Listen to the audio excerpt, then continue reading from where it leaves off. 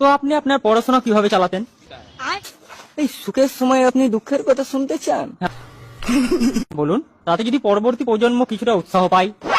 আমি তো একটা গরিব ঘরের ছেলে, বাড়িতে ফ্রিজ আছে, এসি আছে, টিভি আছে, কিন্তু দুঃখের কথা বাড়িতে কারেন্ট নেই। মা, তাহলে আপনি পড়াশোনা কিভাবে করতেন?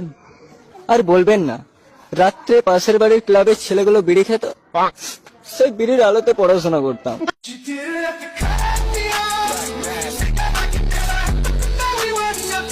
मैंने पूछा हाउ आर यू? फाइन। अरे यार तुम लोग इंग्लिश की बहुत प्रॉब्लम रखते हो यार। हाउ आर यू मतलब कौन हो तुम?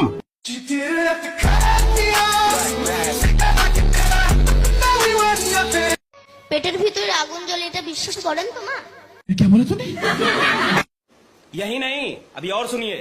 হ্যাঁ, এই তো অল্প অল্প ঠান্ডা পড়েছে, আর কিছুদিন পরে খুব ঠান্ডা পড়বে, সে সময় ফু দেবেন, দেখবেন মুখ থেকে ধোঁয়া বের হয়। তাহলে পেটে আগুনটা জ্বলছে বলেই ধোঁয়া বের হয়।